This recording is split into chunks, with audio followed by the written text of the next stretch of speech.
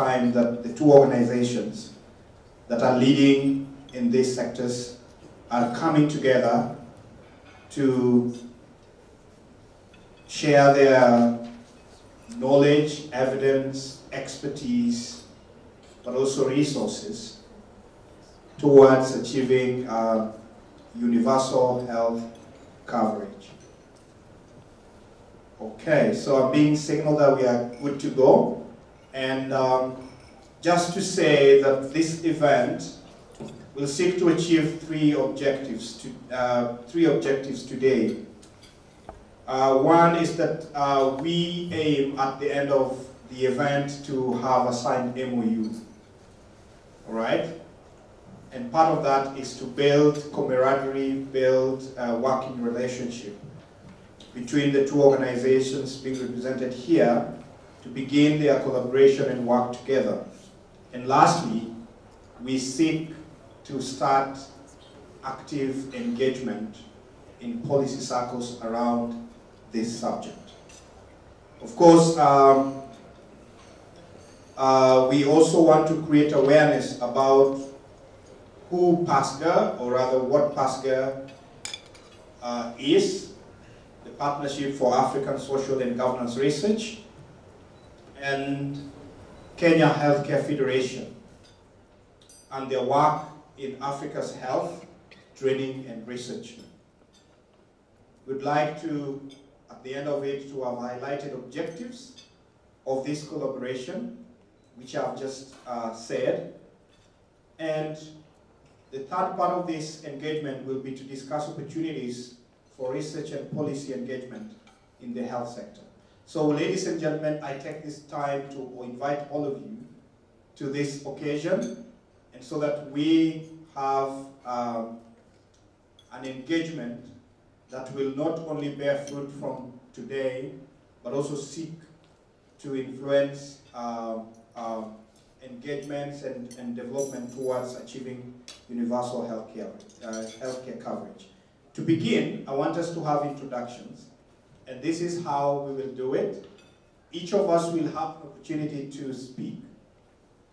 Say your name, introduce yourself, and where you come from, and your expectations in this meeting.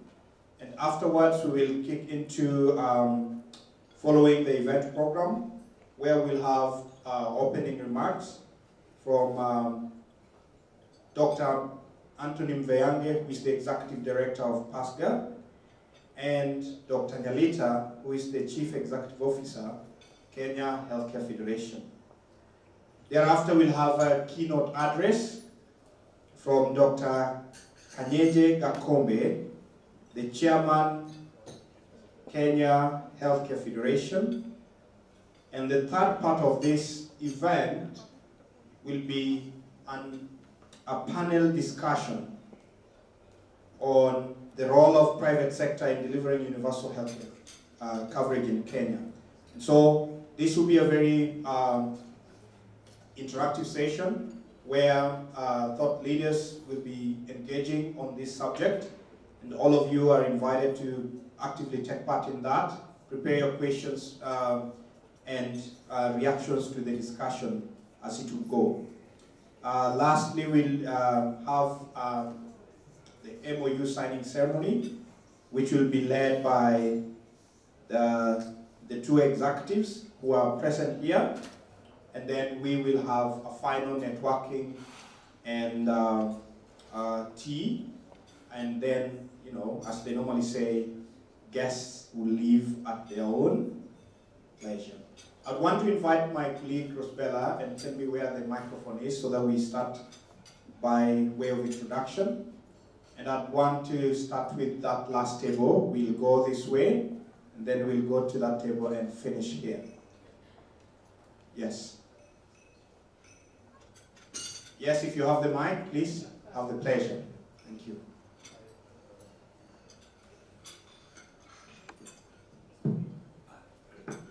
Good morning, everyone. Good morning. My name is Edwin Rege. I'm Program Officer for the Higher Education Program at PASGR, and I'm very happy to be here. Looking forward to very fruitful and engaging conversations. Thank you. Hello everyone. My name is Norbert Abdul, a student at the Technical University of Kenya pursuing international relations and diplomacy, as well as a research enthusiast. Thank you. Good morning. My name is Jim Kakech, and I'm Program Officer, Research and Policy Department at PASGR. Thank you. Good morning, everyone. My name is Sylvia Mwaju, Programs Assistant at KHF. Good morning, everyone. My name is Grace Puntia, Finance and Administration at KHF. Good morning, everyone. My name is Evan Sura. I'm the IT and Comms Leader at KHF. Glad to meet you. Good morning, everyone. Dr. Sharon Sosgei from Kenya Healthcare Federation. Good morning. My name is Martha Naru. I'm the Executive Assistant at PASGR. Hello, good morning. My name is Anne Kamau from the Institute for Development Studies, University of Nairobi. Good morning. I'm Michelle Ujai, a student at the Technical University. Good morning. My name is Rachel Matayan. I am the support comms at PASGR.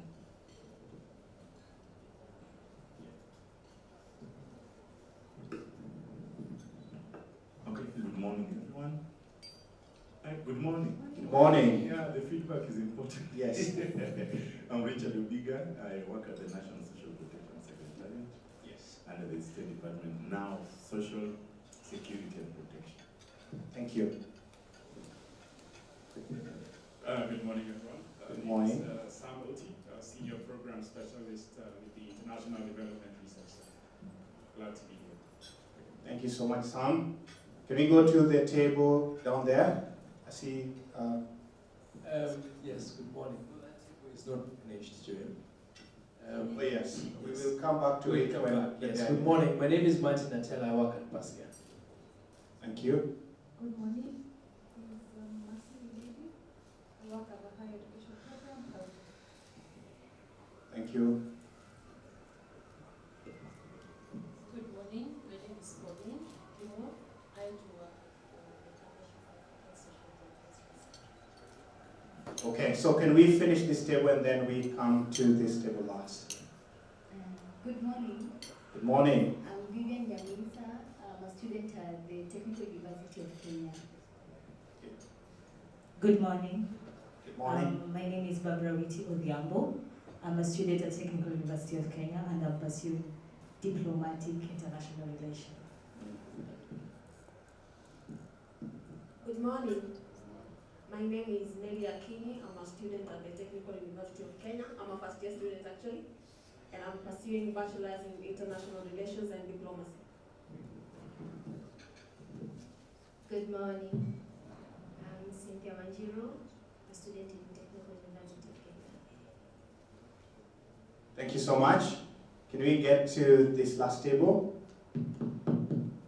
Yes. Good morning, everyone. My name Good is morning. Peter, and I'm Tracy Manita, the CEO of Kenya Healthcare Federation. Thank you, Doc. Morning, everyone. My name is Vinod Guptan, and I'm the CEO at MedSource Group. I'm also one of the board directors at Kenya Healthcare Federation, and I chair the supply chain committee in the Kenya Healthcare Federation. Thank you. Good morning, everyone. My name is, don't try to pronounce my second name. So Tony is easy. Easy to remember. I'm the executive director of PASGR. Thank you. I think I mastered his name, so nowadays I can always say it. Yes. Good morning. Good morning. I've been the last to introduce myself. My name is Linus Degwa. I am a board member at Kenya Healthcare Federation. Thank you so much. I have two of my colleagues who haven't said their names, so I give them the opportunity as they carry the mics. Good morning, everyone. My name is Rosbella Apollo. I work for PASGR. Karibuni sana. Asante. And then Joel had said my name. I'm Jim Kakech. Thank you. regards, Jim. Thank you so much. So my name is Joel Otieno. I'm a program officer at PASGR, and I'm privileged today to be, as we say it, Msema Chochote. Sema Chochote is the English, the Swahili version of the MC of the day. So thank you so much with that introduction. As we head into the program, I would like to invite Dr. Anthony Mvayange to come and give his opening address. And we listen to him. He will also talk about this partnership and what PASGR sees from it. So Dr. Karibu. Just to be clear, I'm not a medical doctor. So, there's so many medical doctors in the room, so we don't mix up. Good morning, everyone. I hope you're enjoying your breakfast. Where do I start, Manita? Okay, let me just give a quick, the genesis of where we started, how we are here. Maybe for some of you it will be useful to understand where we came from. I met Nelita during the COVID work, which was funded by Bill and Melinda Gates, I think in 2020. And I was leading that project in East Africa, jointly with the current CS of Treasury, Professor Njigunandu. So we were very close, and in the course of thinking of who can help with executing that project, KHF popped up. And part of the work was supposed to be delivered through KHF, and I was coordinating the entire project.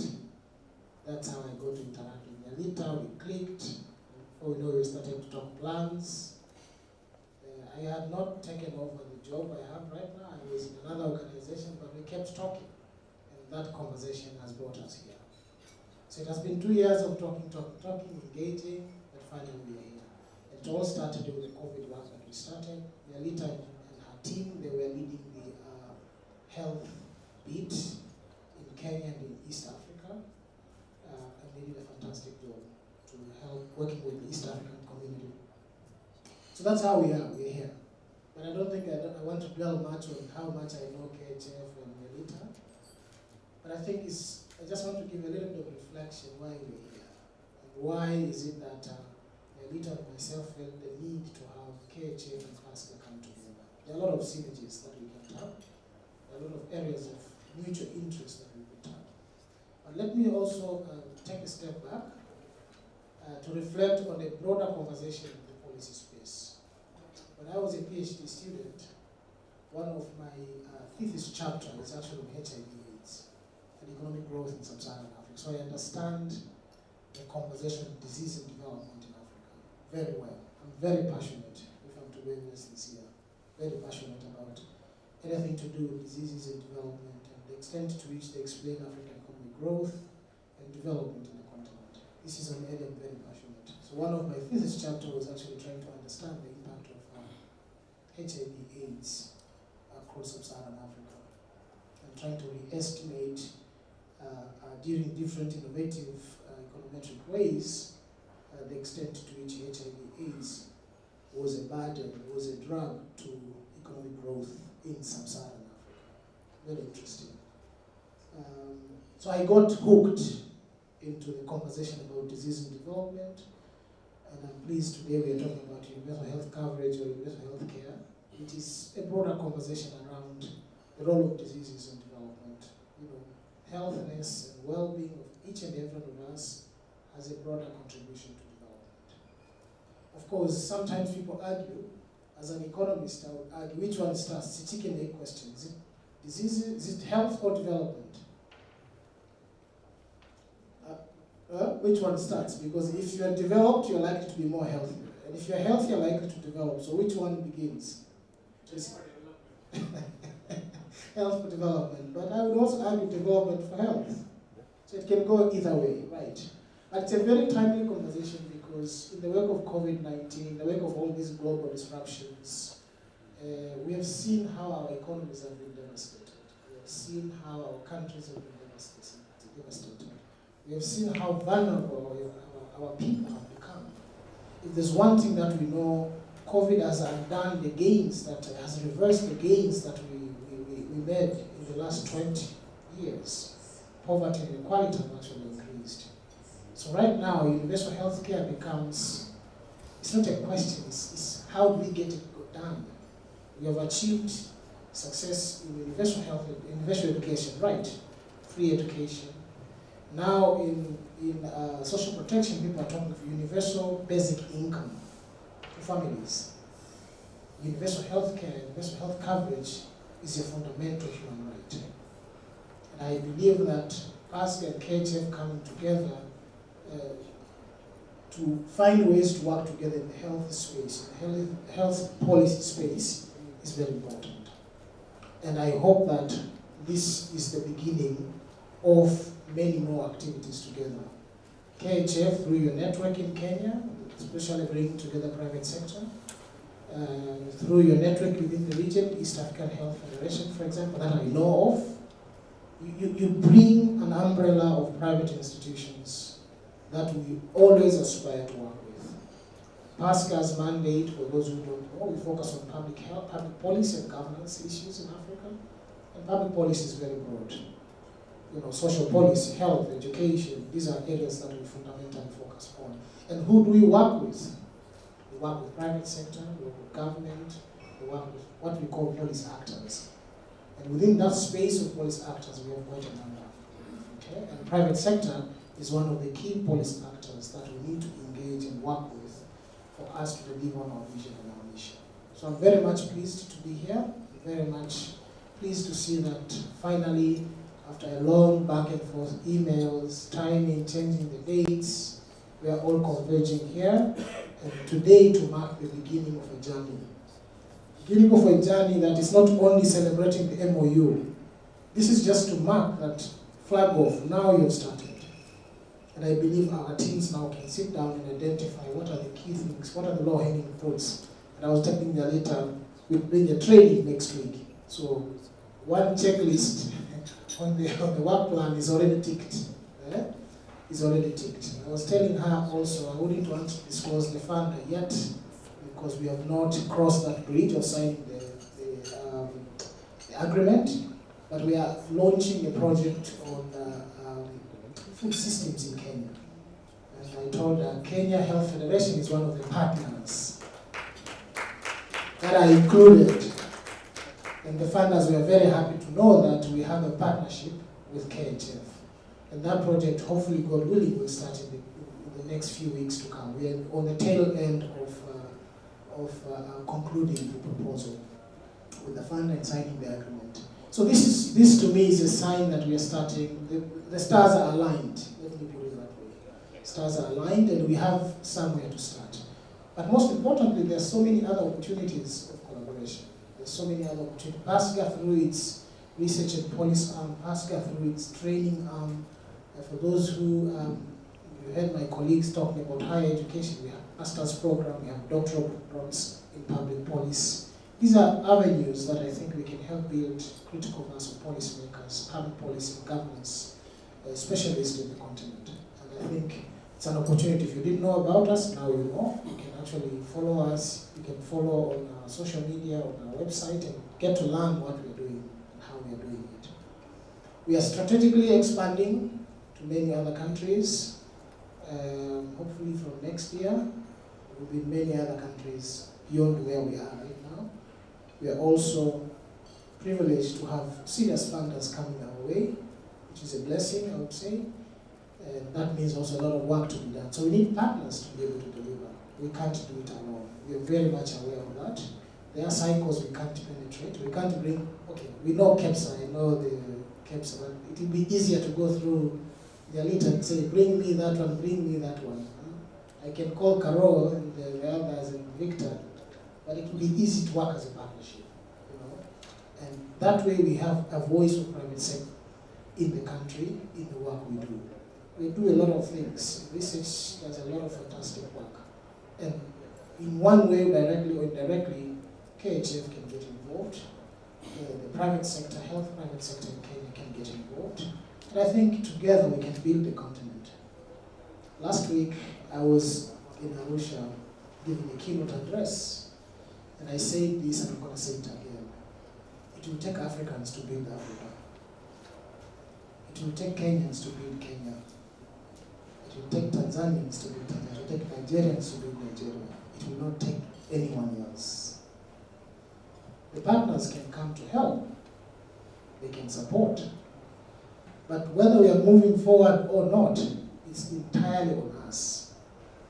We can't put that on anyone. So these small steps we're starting off, partnerships, thinking together collectively, synergies, identifying how we can work together. This is the beginning of how we can actually move forward and help our countries in our own ways, in our unique ways. Our situations are very centric, our situations are very unique. They would require all of us, individually and collectively, to contributing towards us getting to the destination of where we want to get. So I don't want to say much, but I want to say, Yalita and the team, we are very much pleased to have you as a potential partner into this. Not a potential anymore, a partner. Yes, it's just a matter of a few seconds before we sign as a partner. And we are really looking forward to working together and figuring out how best can we help Kenyans, how best can we help East Africans, how best can we help Africans. Thank you very much. Doctor, before just you leave, I'm told the shoes now are above me and you need to invite. Yes. Okay. All right, please come forward. I become an MC for a second. Thank you, Anthony Bayani. Thank you very much. Good morning, everybody. All protocols observed. I'll be a civil very soon, I'm told. But for disclosure, so that you don't think we launched and then took off, I have been called to serve at the governor's office at the CC Hub, just waiting for the confirmation. So I just want to make that disclosure so that you don't think that, why did I tell you guys? So I'm privileged to serve. And I was telling Anthony, I still want PASGR to help there because we're looking at food, nutrition, and wellness. So let's wait for the meeting, let's see the outcome, but we're very optimistic. So asanteni sana. And thank you for really believing in KHF. We are coordinating these projects that he mentioned. It was on COVID response virtually. And, dealing with different countries, because we were Uganda, Tanzania, Rwanda, Burundi, South Sudan, Ethiopia, whatnot in scope. It was quite a challenge because we are all at different levels of development, especially on matters IT, but also on matters of coordination. Some of these federations are not yet legally registered, so really coordinating that was one of the biggest challenges. And when Anthony stepped in, things just flew because he could enable things at the highest level within ARC with the current CS now for Treasury, is it? Dr. Dumu. And for me, really mobilizing the colleagues in the region. So we appreciate that. And that's how, like he has explained, the journey began. Because for those of you who may not know, Kenya Healthcare Federation brings together the private sector in health under one platform. And when you look at private sector, it's everyone that has an interest in health or is very active in health, whether it is in health financing, whether it's in service delivery, whether it's in human resources for health, supply chain, digital health, which is a big deal at the moment, governance, so consultants, management consultants are also members of Kenya Healthcare Federation. We have banks and so on and so forth. But also we have professional associations in the health sector, the nurses, the pharmacists, medical doctors, dentists, clinical officers, the specialist professions as well. So those are all on board. But also institutional associations, your local manufacturers, your R&D pharma, your medical insurance providers association. Hospital associations, we have 3 very strong ones, and so on and so forth. And then we have your corporates, who are basically the NGOs, commercial and social enterprises. So that is who KHF consists of. KEPSA, which is the umbrella organization for all the private sector in Kenya. And it is organized in a way that mirrors the government ministries. And now that the government ministries have been reorganized, the sector boards will also be reorganized. And that's very important because when it comes to engaging partners, and especially the government on matters of public-private dialogue, then you have a technical working group, so to speak, that understands matters health, for example, on health is Kenya Healthcare Federation, or matters finance, we have a finance sector board, and matters in agriculture, we have us as a sector board, and so on and so forth. So there is good structure for the private sector. So I'm very excited that we have this partnership, and we're happy to extend it beyond just health, but also wellness and nutrition. At least so that, because we know it's preventive, promotive before you start the rehabilitation and curative. So very important for us. And the reason I'm telling you this is because one of the main mandates that we have is advocacy. And you cannot advocate without facts and data. So again, this makes this relationship or partnership a very good fit. Because in the past, for those of you who have been actively engaging in private sector at the KHF, you know how much we struggle to convince NHIF that the cost of care for kidney dialysis is X. And they're saying, no, it's X minus 90%. So basically, you don't have data, so you don't have facts. So those are things we're looking to work on. You know, what's the cost of care? What does it take to undertake this? You know, the entire pathway. So that's an important fact for us. Also, when we're negotiating with the government through our PPDs, whether it's at the level of Kenya Healthcare Federation, because at the sector board we engage at the ministerial level. So we have the ministerial stakeholder forums, which happen every quarter, and we believe that's going to continue. It's been happening over the last 8 or so years. Very important. Engaging also the state agencies, depending on the issues that emerge or the proposals or memoranda that we want to pass through. Again, all this needs to be informed by data, but you find it's been a challenge because some of these things are based on feelings. But not facts.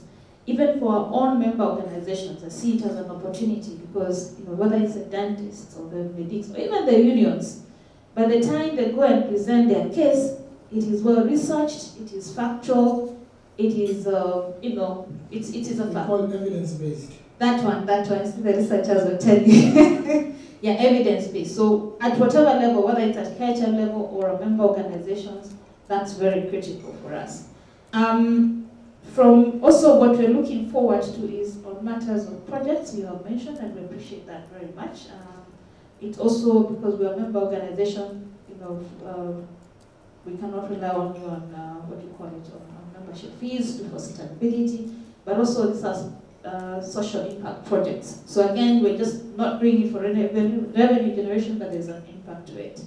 And finally, of course, partnerships, engagement forums, those are things that we do. And we will be able also to mobilize and curate programs that, you know, well, depending on the topic that we would like to address on the day. So thank you very much. Looking forward to having the activity plan, as I mentioned. Really for me, even if I exit, I'm not exiting because once a health professional, always a health professional, I will be supporting the organization until when the succession gap is filled. But of course then on a different capacity, but we have a very strong team. Of course the board will take the lead on matters, KHF leadership. Yeah, so that's what I wanted to say. Yeah, thank you very much. Apologies from our chair. He is on a sick off. He's not able to travel. He's not able to attend. So I think then we can also maybe, unless the board members would like to make some remarks on his behalf. Okay, I think we can proceed. Thank you. Thank you very much. Thank you very much, Anastasia. Thank you very much. Well, I'm not sure whether I'm good MC, but I'll try. I didn't realize you two had a plan. But I was reflecting on a couple of things. First of all, now we know we can get Sakaja. Martin and Joel. Now if I need Sakaja, I know who to call. Yeah? We bring Sakaja in the room, the governor. And the other thing, where is Martha and HR?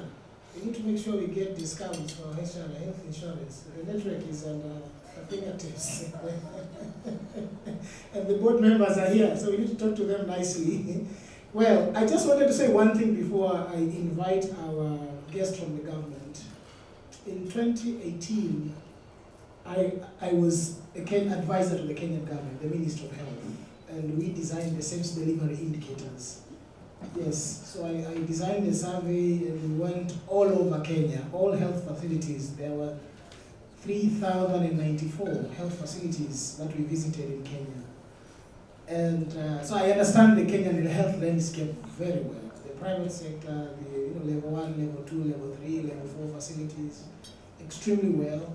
And I also understand the challenges that the Kenyan health sector, maybe in the course of the panel, will have a better conversation to understand the issues. So this partnership really, for me, as Nalita mentioned, it really emphasizes the need to bring our synergies together and figure out how do we address the key areas, the key gaps that, for example, the World Bank 2018 SDI indicators report identified. Absenteeism in Kenya is beyond, and one of the key findings of that report, 20 to 30% of the time Kenyan doctors make wrong diagnosis. Only 75% of the time. How do we address that? What capacity do we need to build? What kind of sensitization do we do? How can we work with government to address some of these challenges? I don't want to get into that conversation. I think it's coming in the panel.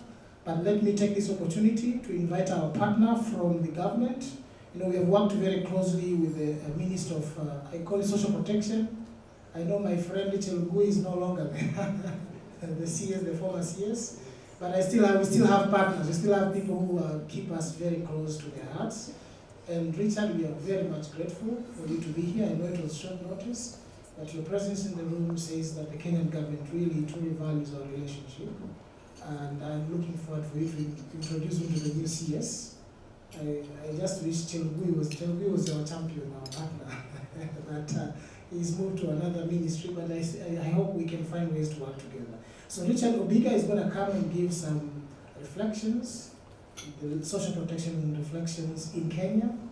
I know last time he was speaking bubbly language that Kenyan government has invested 30 billion on social protection, what.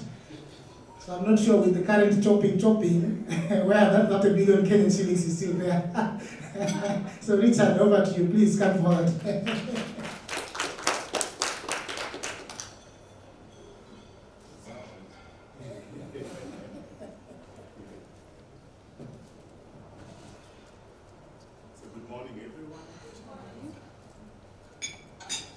It's okay, this is okay.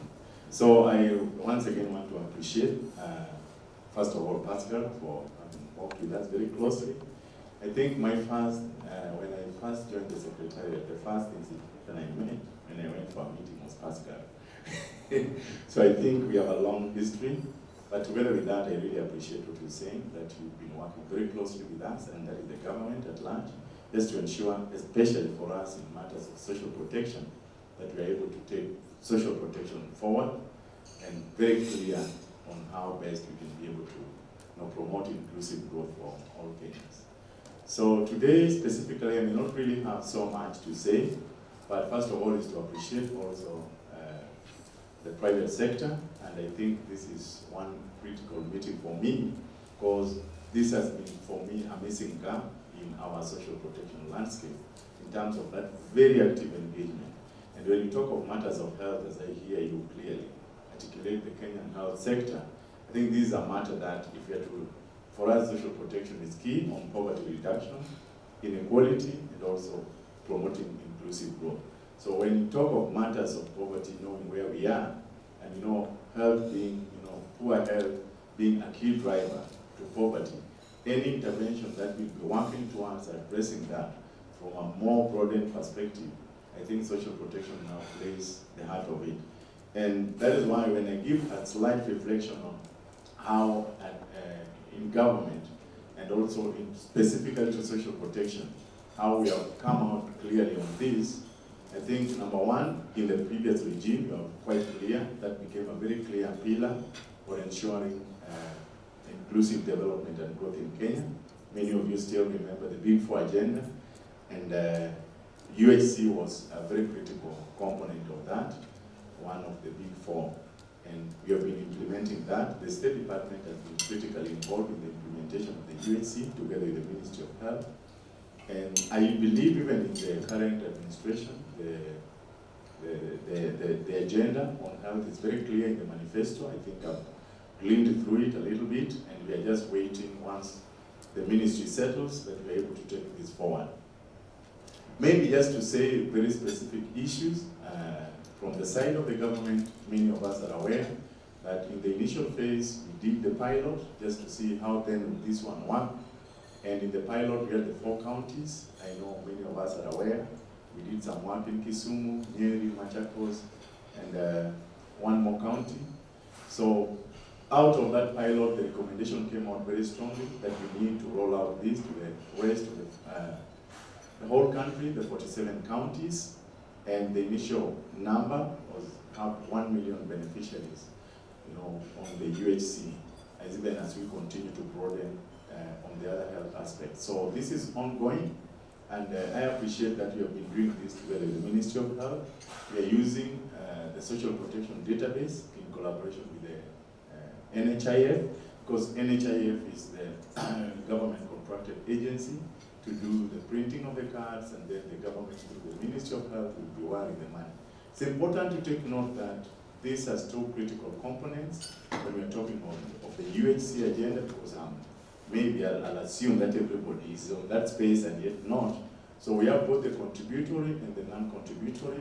Let me say direct contributory, where you and me from your own deductions upfront on that mandatory contribution, you are already contributing to NHIF. But we know of the many poor and vulnerable Kenyans who are not able to directly afford that particular kind of provision. So this is where we are also coming in, and through the State Department for Social Protection, the National Social Protection Secretariat, with the enhancing registry database that we've been building up gradually, then we are able now to link up with the NHIF database. And by December, that will be fully functional. We have already done it, and even in the counties that we piloted, and Makueni, places like Makueni, they're already using that, and even in the provision for the 1 million, the additional numbers are coming through our system. So we counter-check with the NHIF and also do the IPRS check, and then we are able now to bring that data and validate that data so that they're included. Of course, we're aware, some of us might be aware, that the government had started on this program quite earlier on before. Many of you heard of the HISP program, the subsidized program for the poor and vulnerable, especially those who are under the National Safety Net program. And gradually there were some hitches somewhere in terms of the financing, but the government has come out very clear in terms of advancing this forward. And that's why even for us, under the current project, we are handling the Kenya Socio-Economic Inclusion Project. We have a commitment to provide cover to 75% of the beneficiaries under the National Safety Net in this current financial year. So this is going forward, and we believe through that gradual rollout and inclusion, we'll be able to cover against most of the risks. So basically, I must say we have a commitment to that. The government has a commitment because, as you say, this is governed by quite a number of instruments, right from the international level. We know what is clearly articulated in the Universal Declaration of Human Rights, the Article 25, there's a clear provision, and many countries, Kenya, has simply tailored on that. And coming back to the local context, we know the Constitution is very clear in Article 43, in the provision of affordable quality health care, and even the development blueprint, the Kenya Vision 2030. So these are things that we are simply taking what the country has already committed to and being able to implement for the interest of all Kenyans. For us in the social protection sector, we have the policy. I know some of you worked with us. PASGR worked with us in the development of the initial policy, the Kenya Social Protection Policy 2011, where we had a very clear pillar that was articulating on health, mitigation of health risks, the social health insurance pillar.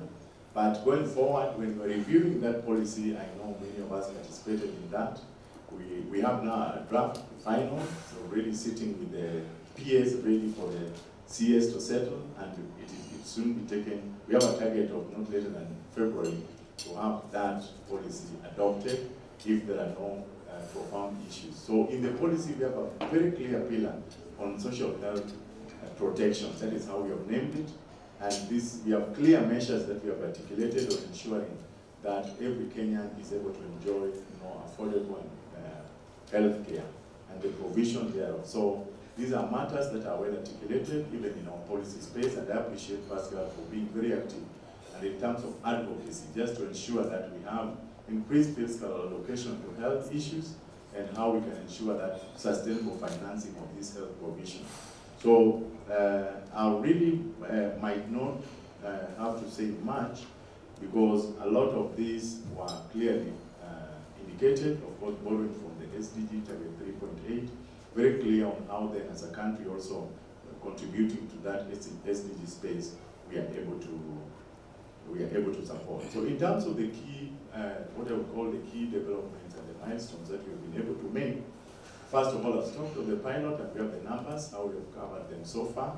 We are working with the Secretariat and we are going to, the 13 more counties that we did their data collection in the previous financial year.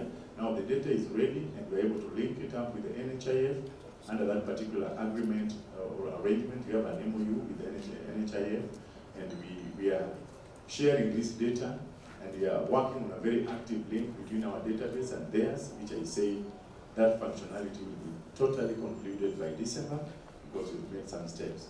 But also it's good to appreciate, okay, the methodologies, first of all, to ensure we target the poor households first, and then of course these are the components of those who are in the informal economy, for example. We are also seeing into how then do we leverage overall, both from NSSF perspective and also from NHIF, through the acts and the legislations that are there to ensure that they are also included. So by and large, these are some of the gains we have made. When it comes to how do we as a government perceive the role of the private sector in supporting us in this overall agenda, I must say, number one, as is typically happening today, the level of awareness will determine how then will they be able to support and uptake the program. So I really appreciate, because if you speak to many people in the rural areas, in the remote, even in some circles of employment, to appreciate the issue of healthcare provision and protection, unless you are able to elevate the level of awareness, then you not get a very good response. So one of the areas we hope to leverage on with the private sector is to ensure that we have an increased level of awareness in every opportunity so that people are able to take up on this, whether as employers, whether as employees, or whether as individuals, and then this will be able to help us even increase in coverage. The issue of capacity building, I think this is very critical. I heard you talk of a workshop that is already envisioned, or a training, let me call it a training. Yeah, that is very important because even within the government circles, in certain sectors, not very many are aware even of the provisions that are there for them in terms of health protection. So we see that we can leverage on the private sector to ensure that we're able to cascade these trainings, tailor them, and be able to reach out to more increased number of people. The issue of financing, I know you're an expert on that, and this is one area that we want to continue pushing. For us in social protection, we say we must be very loud enough about it because many times, you say you're an economist. Sometimes you really deal with that so hard in terms of the return on the investment and the value because you want immediate results. You build a road and you're seeing people moving with the commodities. But when it comes to health issues, we take time to see the result. The human capital investment. I appreciate Madam talking on the issue of nutrition, which is very critical for us. So we want to ensure that we can continually lobby and also advocate that the government can increase the resources that are allocated to not only social protection, but to social health protection, which is very key for us.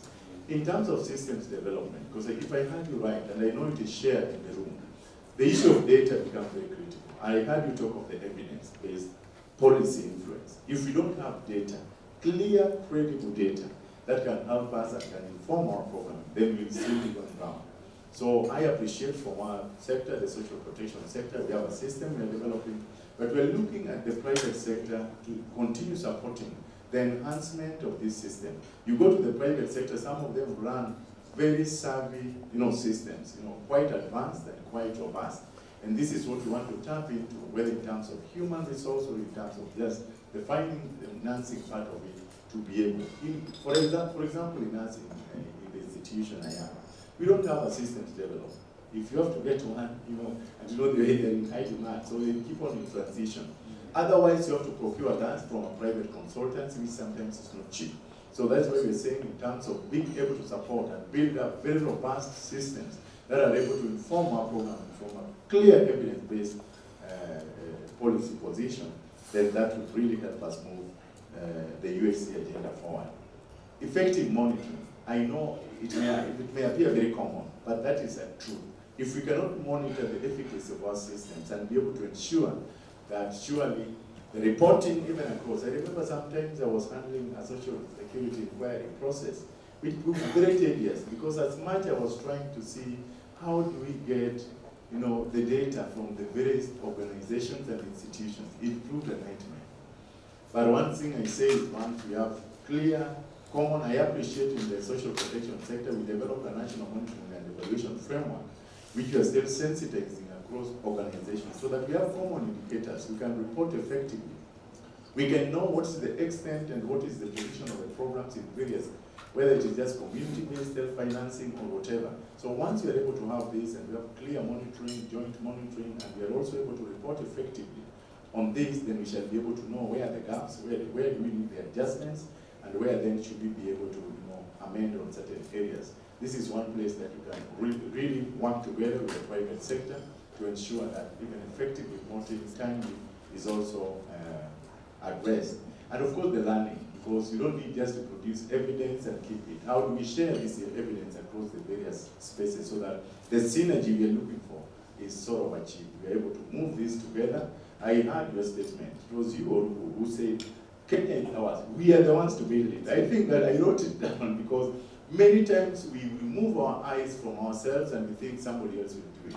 So why don't we work on our system? Why don't we learn from ourselves and learn certain things that we do not need so that we have a very effective system? So lastly, you are saying there is a lot of innovation in the private sector. This is one sector that has a lot of, whether digital or otherwise, a lot of innovations that can help us move government forward. So one thing I want to say, I want to pray that the private sector, we can work together, share on these innovative practices that can help us also revamp and have very relevant, context-specific and modern healthcare system that is able to answer to the various challenges and the varying contexts that you may have across the country. So just to ensure that our people are able to enjoy affordable and they are able to access, because the issue of access, I know many of us will be talking to that even today.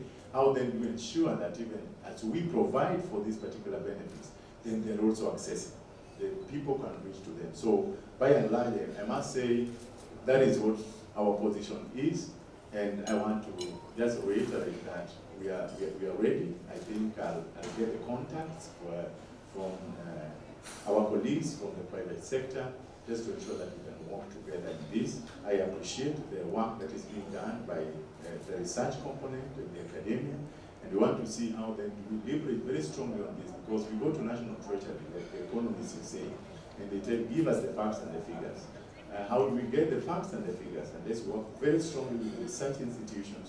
The type of evidence that we adduce to treasury, we adduce to the policymakers, the ministers, and take it up the space are quite relevant, and they're able to inform effectively our policy position and moving forward. So thank you so much, colleagues. I'm still here. I think questions will be coming. We can share together. But let me appreciate you all and say thank you for even convening this. Thank you. Thank you very much. Let me get our hands together. I think we need to stand. Don't we? We need to stand and celebrate you, please. 3 good hands. Richard, you're not used to this. Come on, come in front. People need to appreciate you. You've given very good remarks. So who is going to lead us? Jalita, how do we do it?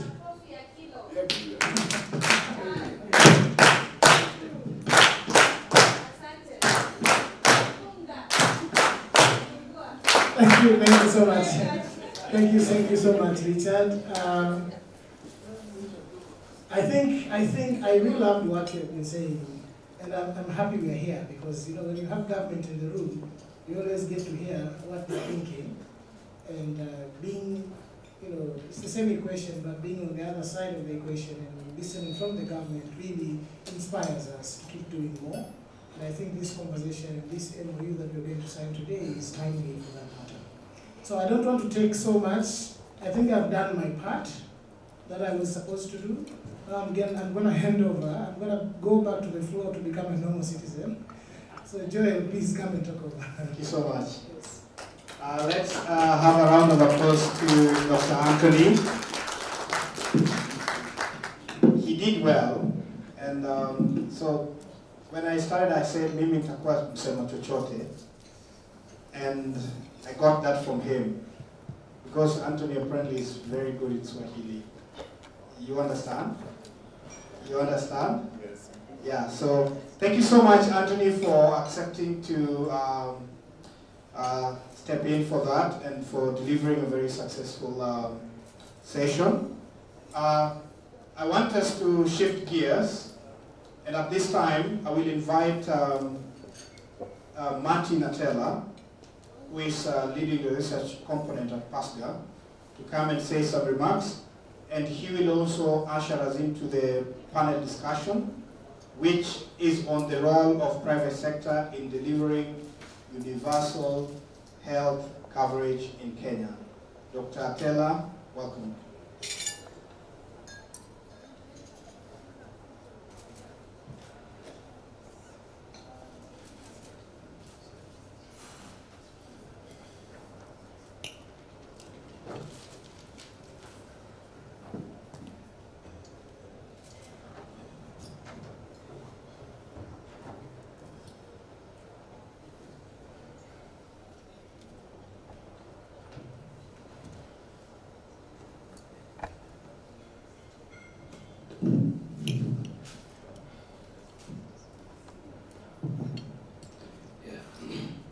Good morning. Thank you, Joel. And thank you, Dr. Mveyange and Dr. Nyalita, as well as Richard, for the very insightful remarks that you've made, and for breaking the ice for us in a very nice way. My role is really simple, to facilitate a conversation between a group of people that are more and well qualified and well engaged to talk about the topic of today than I am. So I will not take much more time than I have been given. I want to invite the panel over to join me up here on the stage. Mr. Vinod Gupta, please, thank you. Dr. Samuti, please, thank you. You can sit anywhere. But feel free to sit next to someone you think you want to chat with, because my questions are going to be tough. I'm kidding. Dr. Lena Ndegwa.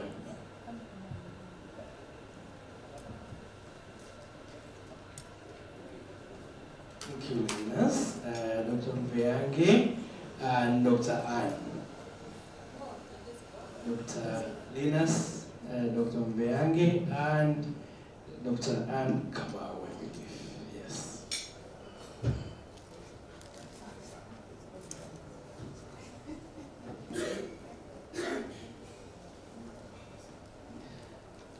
This is a very biased, gender-wise panel. So I have no idea how we'll handle it, and you are literally sandwiched between a powerful group of men. I'm not sure whether this is intentional. Martha, is this very intentional? I hope it is not, because PASGR believes in inclusivity, and we are very passionate about gender issues. Now, before I introduce my panel, please give me a minute or so just to say a few things about our topic for today, universal health coverage. As you might have noted, one of the promises that the President has made is to reform the national health insurance. It's not national health insurance, national hospital. No.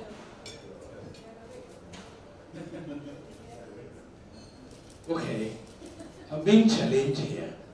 Is it National Health Insurance Fund or National Hospital Insurance Fund? How many are saying hospital? I am saying hospital. How many are saying hospital? Okay, just a few of us. How many are saying health? Can someone please Google and really confirm where the evidence is? It is hospital.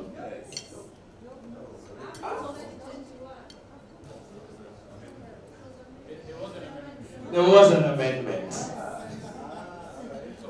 How many are saying hospital? Dr. Jalinta, you remember you challenged us about evidence-based. And this is a very good example of where we test whether our conclusions are evidence-based or they are based on other information. Now, let's go back to the conversation. One of the promises that the President and the new government has made is to reform the way we fund and access healthcare in the country. Okay? And at the center of that conversation is this big animal that we keep throwing around in the name of universal health coverage. Generally, when we talk about universal health coverage, we refer to making health care or health services accessible and in a way that is financially risk protected. In other words, that people and communities are able to access health care in a way that they, in the end, they do not suffer financial risk. The conversation around universal health care is very much informed by global evidence on its efficacy. Around 2005, and some of you in health, and Anthony, you will correct me, the WHO put together a commission on social determinants of health. And one of the things that that commission did was to look at the drivers for ill health, as well as how that is linked to economic development, and how that is linked to people's well-being and poverty. And in the end, one of the conclusions they came up with was that universal health coverage, if well executed through a well-functioning and an inclusive health system, can and will contribute to social cohesion, equity, and stability, plus enabling societies to hold together, therefore reducing social tension within societies. The Commission went ahead to say something else, which is interesting, and which the panel before you will discuss, which is the opposite of not providing universal health coverage can be catastrophic. It can lead to catastrophic health expenditures, and those catastrophic health expenditures necessarily lead families or drive families and communities into poverty. And among the many options that are provided is that universal health coverage is a powerful social equalizer available to overcoming challenges of accessing healthcare. So, Dr. Mveange asked us whether it is economic development first or health. I hope you found your answer. Colleagues and friends, allow me to introduce the panel very quickly, having laid that background. I'll start with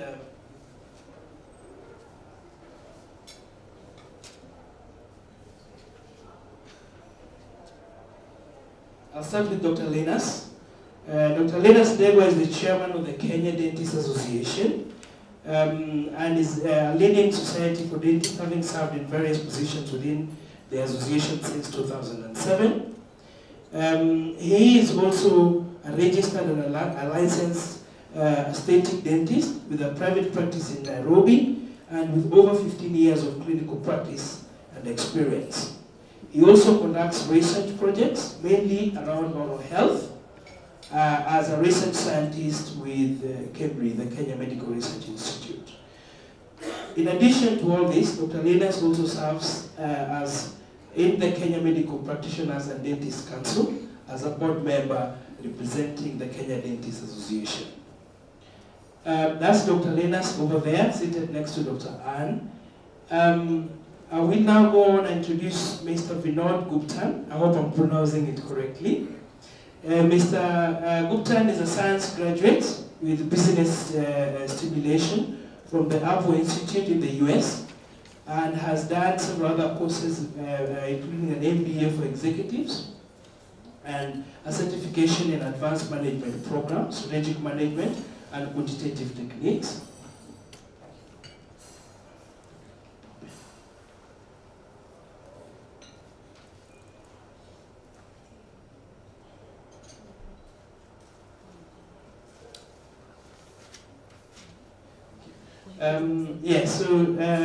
Mr. Vinod has a total professional experience in the healthcare and pharmaceutical product manufacturing, supply chain, sales and marketing that spans over 28 years, with 3 years being in India in various management positions.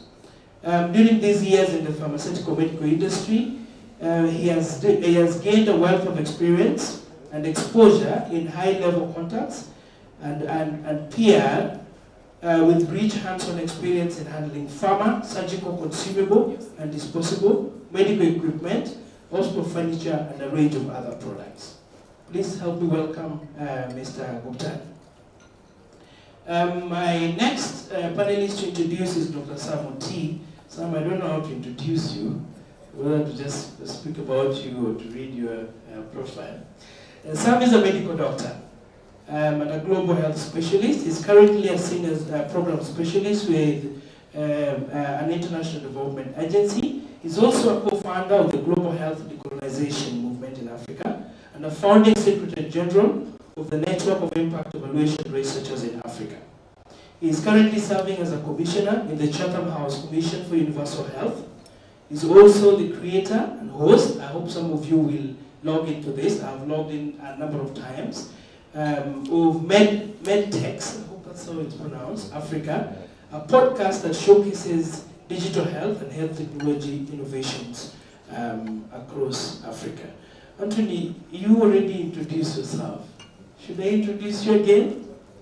I should just say that Dr. Mvyage is our executive director. He's an economist by training, but I think his economist training has taken him to other fields, including issues around health, issues around education, and so I think I would best describe him as a development economist rather than your typical crunching numbers economist. Okay? Finally, allow me to introduce Dr. Ann Kamau. Ann Kamau is a research fellow and is a medical sociologist with over 10 years experience in research and teaching, and works at the University of Nairobi Institute of Development Studies. It's Institute of Development Studies, not for Development Studies. I had to get that right. I just, asked about hospital and health, and people told me the other way around. Ann's areas of research include informal economy, social protection, transport air quality, health services and health system, as well as socio-cultural dimensions of health. That's the panel we have in front of us. I want to begin by opening up this conversation. I'm challenged to ask you to speak from here. I don't know how that will occur because of the TV coverage. Medical technology guys, do you have an idea how we should be able to do that? Joel, am I allowed to just engage the panel without them coming here?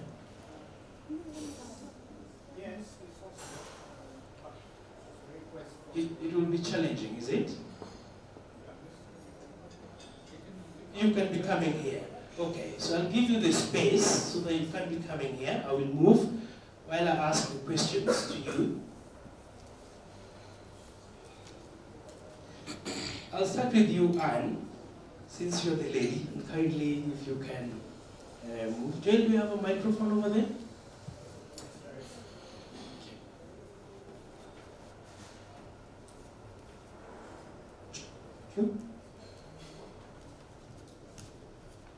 Thank you. And you are in the field of research, and I'm sure that you engage with policymakers as you do your research quite often. Can you just lay to us, in really basic terms, why you think universal health coverage is important, and what you potentially see as the role of the private sector in supporting the delivery of universal health coverage? Thank you.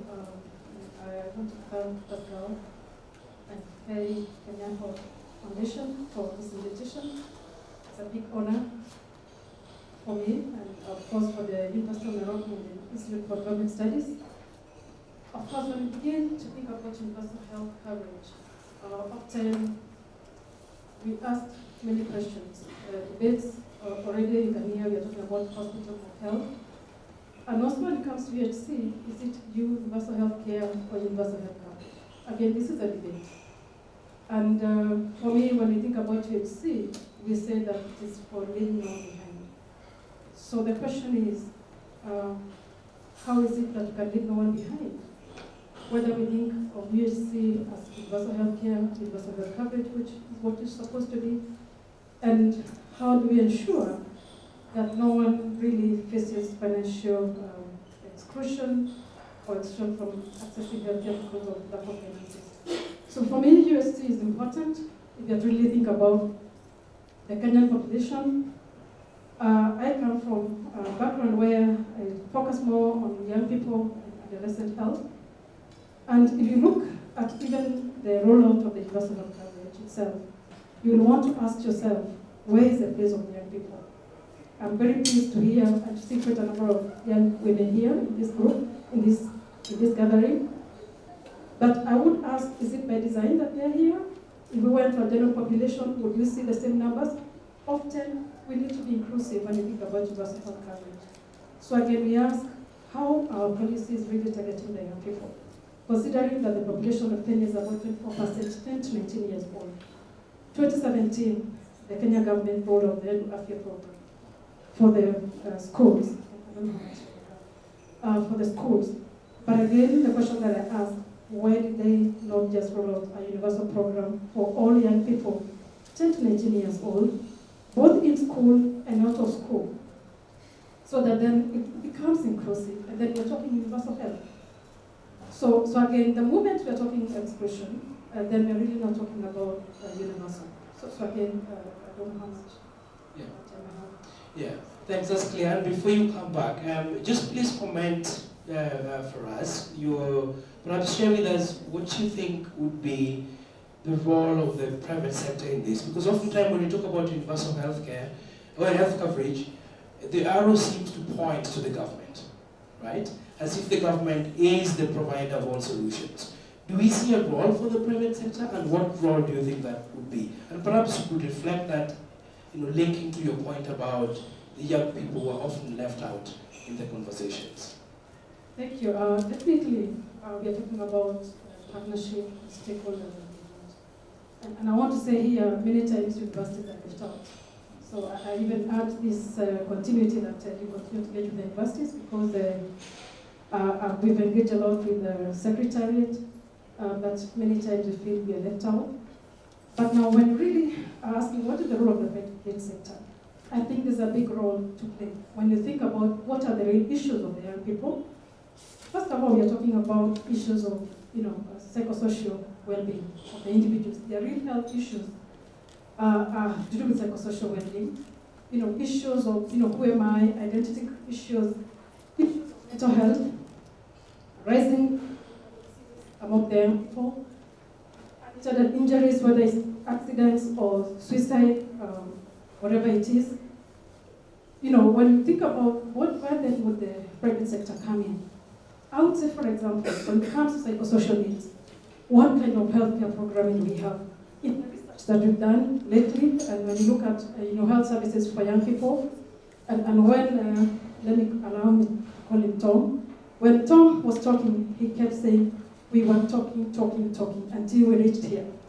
When you go to healthcare system, whether private or public, the issues of adolescents and young people are dismissed as mere talks. Can we continue to dismiss issues of young people as mere talks while talking has brought us here? I think that's one point. When it comes to injuries, what is really causing young people to get, into accidents and all of that? Part of it could be just the nature of adolescents themselves or young people. They want to explore. I think we all did that. But we need to ensure that they explore safely. How are our road systems, for example? Are they such that, we have public transport services that is attractive to young people so that they don't have to drive and kill themselves? Are we managing mental health in really a big way so that then we're sure that we are not going to have suicide rates, we are going to increase these numbers? What about nutrition and health? And I think this is really where the private sector really needs to come in. What is it that they are eating? How can we package healthy foods that are attractive for the young people to ensure that they eat healthy, but in an attractive manner, because they're looking for attraction. I'm glad we have one of this. And we ask ourselves, we look just at the behavior of adolescents. I've noticed that allow me if I pronounce it wrongly, because that's not my field. Braces have become very common. Why is every young person who wants to have braces, especially in the urban settings? Is it by design?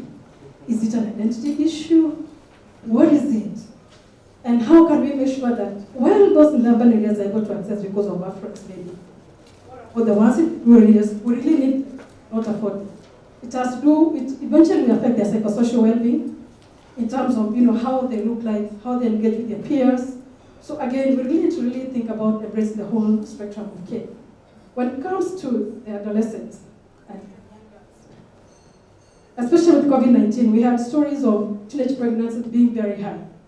What did we do? And fortunately, that the research on access to health care in the schools, which was being dismissed as mere talks or a waste of resources, we're investing in the young people. But again, can we afford to have a UHC that does not include sexual and reproductive health of the young people when you're saying that our teenage pregnancy is about 18%? So really for me, it's a whole package of things, and asking ourselves, given that this is a right cause issue, we are just at an age where, they're really not sick, but they have health concerns, and they have health issues. Are we packaging our health policies? And I'll challenge Richard here, and we want to look at the policy that's coming up. Are we really dealing with the real issues of adolescents as we are addressing, whether it's from the private sector or the public sector? Where can the private sector come in, even to capture the real needs in terms of data work? Do we know what has informed that policy? Have we really ensured that we're going to go in the direction of the adult program, where as much as prevention is included, we tended to see more emphasis on curative? Yeah? Why are we not investing more in preventive care? Where the issues of adolescents and the young people? So again, I think this is what I would say for now. And thank you. And of course, not leaving out the issues of women. When you think about women, when we go out there, they're asking you, who is the leader? But when you go to the young people, if you go to the Edward program, for example, they will tell you they're not yet mothers, so we cannot cover them. But they're pregnant, but they're not yet mothers. Again, those gaps, we really have to think about how do we ensure that our healthcare system is seamless, that we cover from childhood or from infancy, or zero, if there's someone who's 0 to all age. Thank you. Thank you. Thank you very much. Sam, you're next in line. As you move on there, Sam, I want to request you from, you're a medical doctor. My first question to you would be, could you tell the audience in layman language, when they leave this conversation, what does universal health coverage actually mean? Then I'll follow up with a question on your podcast, which I think is more relevant and would get us more interested. Thank you, Martin, and thank you, Tony, for inviting me. Pleasure to be here. Universal health is personal. It's very, very personal. In just about 2 months ago, I lost my younger brother. He was only 40 years old. He had an 8-year-old son and an 8-month-old son. So it was quite devastating for us as a family. He lived in South Africa.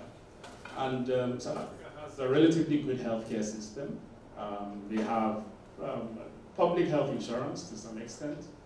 And he was working. He had a relatively decent job. He was a mining engineer, a master's in mining engineering.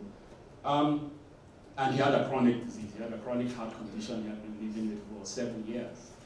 And I think it was even a miracle that from the point of diagnosis to the point that he died, that he lived 7 years, because the prognosis for what he had was quite bad.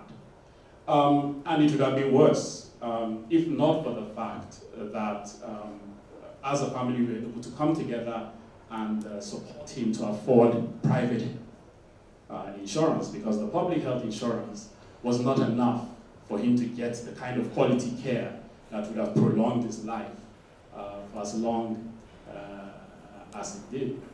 And so for me, universal health is personal, because I saw what we went through as a family, right? You know, we have relatively good jobs, etc. And still we had to dig deep to be able to support him through that period. Now you can imagine someone living in Kidera, or someone who is living in Kawangware, right? You know, but even leave those aside, and I'm not saying they are not important, even for us here in the room, I think that we are all one step away from financial ruin. If you ever have someone who falls seriously sick in Africa, you would know that you're just one step away. You can do a harambe, you might be lucky, you might raise enough money, but without the support of family and friends, many of us will not be able to make it out of just 1 or 2 illnesses. And that's not how it should be. In countries like Canada, in the Scandinavian countries, you can walk into any hospital, walk into any clinic, get health care, get the best health care, whether you have money or not, whether you're working or not, and you go home and you get better. And that is the vision that I have and that we should all have for universal health. That is not something that is a privilege. That is not something that health is not a luxury. Health is not a privilege. It should be a right. It should be something that we don't have to fear and have anxiety over being financially ruined by no fault of ours. Like anyone can fall sick at any point in time. But it should not be a case where, you know, we have to suffer financial ruin as a result. So for me, universal health is personal, and it's about ensuring that no one suffer financial ruin as a result of being ill. Thank you, sir. Thank you for such a powerful personal story. I want to move on to your podcast. One of the things we talk about when you talk about universal health coverage is to assume that there will be enough healthcare workforce to deliver services to the population. And to also assume that they will be equipped with the necessary technology, data analytics, and also in some cases what we call purchasing arrangements to enable them enhance their delivery. Yet we know that across the continent, and in Kenya especially, there is a huge shortage of healthcare professionals. You run an innovative podcast. You've engaged professionals across the continent and globally. Based on these experiences, could you kindly share with us any 3 important insights that governments in the region should consider when they want to increase access to quality medical technology? Your podcast is about technology, especially those that are geared to tackling challenges in low-income settings. Thank you, Martin, for that advertisement. See you later with a glass of Tusker.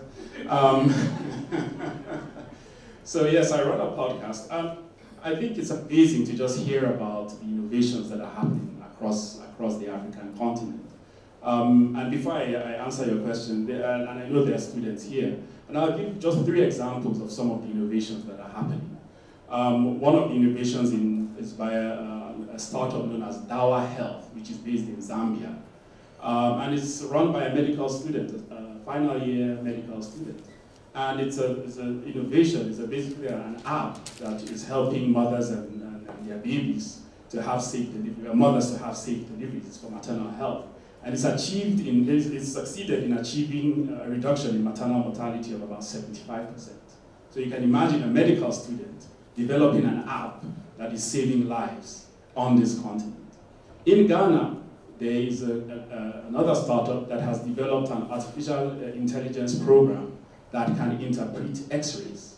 So you don't need radiologists, and if there's radiologists here, not trying to say that your jobs are in danger, but now there's a computer algorithm that can read X-rays almost as good as a radiologist, a qualified radiologist, and do it fast and do it cheap. So that's a very good sign for us on the continent, right? And then there's another group out of India, but they are looking to come into Kenya, that has developed another application where you hold your phone, you cough into the microphone, don't use somebody else's phone, that's disgusting. Use your own phone, cough into it, and that phone, there's an algorithm behind it.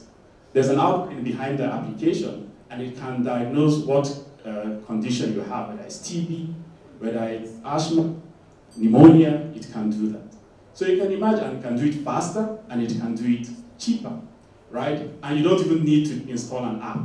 Just from the browser, they can send you an SMS, you click on that, and then it gives you a diagnosis. Again, if you're a chest expert, not trying to threaten your job, but we're trying to create a situation where you don't have to see 100 patients in the hospital and see them in a haste. You can see 10 because the algorithm has taken care of 90 that don't need your attention. And then you can now focus on the 10 that have severe cases.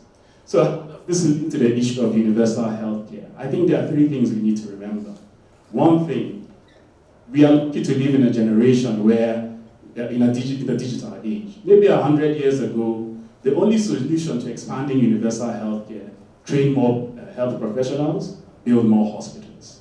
But we don't necessarily need that now that we have technology. Because of technology, now we can use technology to bridge the gap. You're right. You don't need to go and build a hospital in Turkana. Maybe no doctor wants to go there because it's too far, it's a hardship area. Maybe what you need instead is to train a clinical officer or train a community health worker, equip them with a smartphone that is enabled with some of these technologies that can help them to attend to the people in Turkana, at least at a basic and fundamental level, and then refer them upwards in the system if they need more serious care. And that's one thing that technology can help us do. The other thing that we need, and a lot of people have talked about it, Anastasia, Richard, you mentioned it, data. We need data. And data is very important because even some of these algorithms and technologies that we are talking about, they need data. They need big data. I had a guest on the podcast who says he's working on 100 million patient data set. And even that is not enough, especially for the very rare diseases. 100 million is not even enough for the algorithm to work optimally. He needs 1 billion people in that data set for the very rare diseases. So we need data, we need to invest in data in order to be able to develop some of these technologies and to make our systems function better. But that also links to my last point about value. We need to move to a value-based healthcare system. What we have now is a situation where we usually just treat people and they pay on a case-by-case basis, right? Pay fee for service, for example, is one of the models that we operate.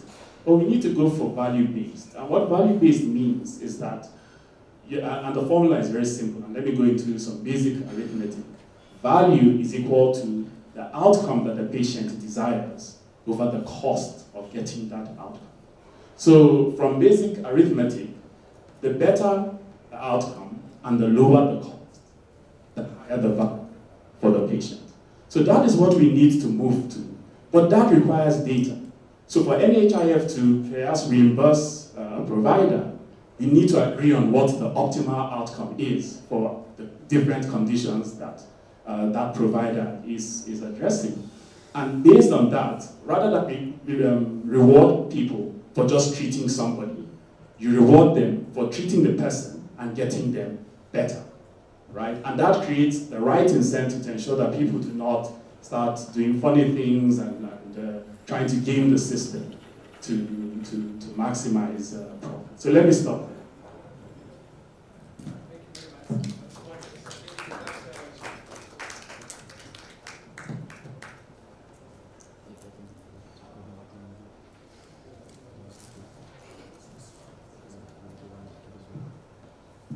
Thank you. Sam has given us 3 important points: using technology to bridge the gap between scarcity and access, data analytics, and a value-based healthcare system. I'll come back to you, Sam, later because I want to take all of you first, then take a few questions from the audience, then we'll take a final round before we wrap up. I'll go now to Anthony. Yes, you again. I thought you were going to ask why me. Yes. And a core pillar to achieving universal health coverage. And one of the 8 WHO health systems building blocks, say 8 because people now are at the center of the other 7, is financing. Financing is important because it helps to increase the resilience of health systems, especially in the case of Africa, where we're just emerging from the COVID pandemic. And I began our conversation earlier by saying the new government is committed to reforming the NHIF such that it can then expand access, but also make it in a way that is cost-friendly. Given your experience working with governments, supporting them, the region, please share with us 3 core conditions that the government should consider when it wants to mobilize the private sector as an equal partner to ensuring successful reforms in NHIF. So this is very Kenya specific, but could apply to the region as well. Thank you, Martin. Wow, that's a really good question. What are the 3 conditions? There are many. Yes. Now I'm trying to prioritize. And I think what is important, the first no-brainer condition is regulatory reforms in legal systems. So this is very important. Government champion the health sector, govern the health sector. Putting legal reforms and the legal system that can actually accommodate the sector is extremely important. The government needs to put systems that are transparent, that the private sector can actually thrive in to support their contribution to the UHC. So I think number 1 is legal reforms that are incompatible with UHC principles, that are also accommodating to the private sector, Kenya and more broadly in the continent. The government has a role to formulate strategies and plans. But these strategies and plans, they have to be in line, as I say, with UHC principles, but at the same time, they have to be evidence-based, in the sense that for private sector, their mandates, for private sector to be able to engage meaningfully in private sector, in UHC, and for that matter, in health sector, they need to be guided by strategies and plans that are clearly defined by the governments. This is very important. Most often we see across countries, not only in Kenya, we see across countries a mismatch between what are the strategies, what are the plans, how are they going to be executed, and how then do private sector align national guidelines. So maybe the last 2 elements that I think the data beta has already been spoken about, so I won't talk about it, but I think they need to invest in health systems. This is very important. Governments need to think about how, because health systems, private sector have a role to play, but government has a bigger role, especially financing the health systems in our countries. And in Kenya, we see now the move by the new government towards reforming the health systems and thinking creatively how to finance and build health systems that can help champion a UHC, that can also be a vehicle through which private sector can come on board to support. And my last point that I would like to make on this is on how do we create a platform for 2 things. One is dialogues with private sector and non-state actors, but at the same time, does the government have the capacity to engage? Because as one of my colleagues said, private sector move fast, they're very efficient, they're very flexible, and most often, Gava, let me use the Kenyan, Gava, people, they always say, you know, Gava, I've worked with Minister of Health, and I have nothing against them, but I know how they work. Gava, they always, Anton, relax, Gava is Gava. But private sector people are not like that, they're very efficient, they're very flexible. So that the government needs to create two conditions. One is for open dialogue, transparent dialogue, feedback mechanisms from the players, especially non-state actors. At the same time, the government needs to create capacity to engage, capacity to bring in active players in the sector. Most of our governments in the continent are still struggling. Most of the systems that we have are not ready yet to be able to be compatible with where the private sector is, and non-state actors players are, so to speak. Thank you. Great. Before you move on, Anthony, are there exciting examples that Kenya or other countries in the region can learn from in terms of forming financing towards the delivery of universal health coverage? I think one tickets, I always one that pops up. Every time we have this health disease development in East Africa, many other countries, they've done very well in UHC. For example, I was looking at statistics, 2018, 2019. Because of the universal health, what they call the ultra-basic health insurance they have for their citizens, in infant mortality rates dropped from 120 per 100,000 live birth to 30. It's a huge drop. And why? Attributed to 90% access to UHC in the country. So Rwanda is doing very well. They're investing heavily in UHC. Okay, sometimes if you're a small country, it makes it easier to manage. So you speak of Kenya, Tanzania, Nigeria, these are big countries, there are a lot of people. Because we also understand that health financing has implications for that. We know there are budget declarations that required 15% of health financing. Very few countries are actually getting close to that 15%. We know that. So it's that challenge, but in terms of the countries that are doing very well, in East Africa, for example, I would say Rwanda is doing very well.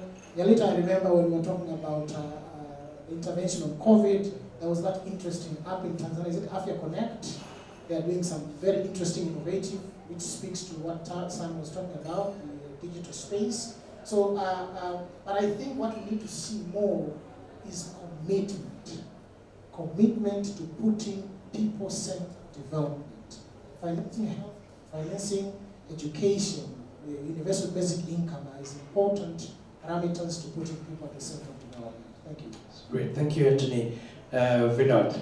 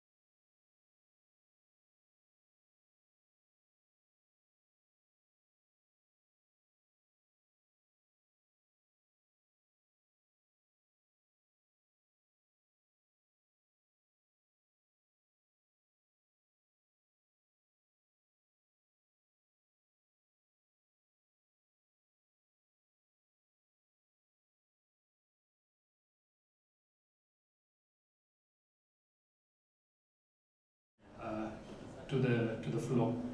So, how many of you know Telegram? Hands up. Thank you. How many of you know, I'm not talking of Telegram that is on your phone, how many of you know Telegram in the poster? Now, okay? How many of you know Pagers? Pager. Okay, so few of us comes from the age of dinosaurs, for many of you here. Just to make it relevant, it's about change, it's about innovation, it's about disruption, it's about technology, it's about making life more easy. Kenya has a lot of brains, and we say we have a brain drain. Yes, many of our own brains are doing wonders in the other countries, in and around us and away from us as well. So when it comes to what can we make, or what can we make happen, or what can we change, it's about acceptance. So in my experience of being in Kenya and handled other markets as well, being in Kenya for over 23 years now, and I foresee a factor of non-acceptance. I foresee a factor of how do I make it more difficult for things not to happen, which is what we need to change. We also need to change what is in it for me. If we change how do I make it more difficult, and if we change what is in it for me, I think we'll be able to achieve these innovations, these technologies, these reach much more faster. Coming from there, I believe it's about access, it's about affordability, and it's about the patients in the last mile. Patients in Nairobi, patients in Eldoret, Mombasa, speaking of Kenya, well, there are other markets that we can talk of, but let's be relevant to this market, have access to probable good quality, probable affordable medicines in the cities. What about those patients in the last mile? And hence, that's where technology comes in. Yes, KEMSA is available in the public sector, but like we all have been talking, there is no bureaucracy, there is no gawa in the private sector. It's about now, and it's about now has happened. So we're not thinking of when can we make it happen. It's not about going for conferences in Naivasha, Nakuru, Mombasa, probably Switzerland, to discuss what we can do in Kenya. So it's about making things happen now is what the private sector is all about. And coming from that, private sector has adapted and adopted, it's two different terminologies, adapted and adopted technology to enhance their business processes, and hence they are more vibrant. So if that needs to happen, relating to what you were saying from the public sector, I wouldn't want to go back and term KEMSA. There's many other entities as well. So from the private sector to the public sector, there's a lot of learnings that can come in. How do I use the best practices and the experiences of what private sector has been able to achieve in these many years to better enhance what I have to offer. So going by that, I'm not saying that KEMSA doesn't use technology. It's about, are we monitoring those technologies to better enhance what we have? Product management is very important, and stocks. And ideal, we call it GIT, just in time. So ideal information sharing of what do I have in which part of the country, and how can I share those stocks in sitting in one county with the other county because of devolution to the other county, and that county is responsible for making those payments. Is there a goodwill for that to happen? We invariably read articles in the newspaper and the news and on our WhatsApp groups about how much stocks we have destroyed. That needn't be destroyed. We imported those stocks, and it is with KEMSA and the public sector because it was needed in the country. So the problem is there's no correlation into who needs what I have. And this is where the issue is. So if we can correct these few gaps that we have, I think we'll be having a much better, more health for development. Tony. Yes. Thanks a lot, Vinod. I mean, I'm tending to ask you a question, but I'm conscious about the time. So I'll let you come back and invite Dr. Degwa to join over. Meanwhile, Joel, please prep the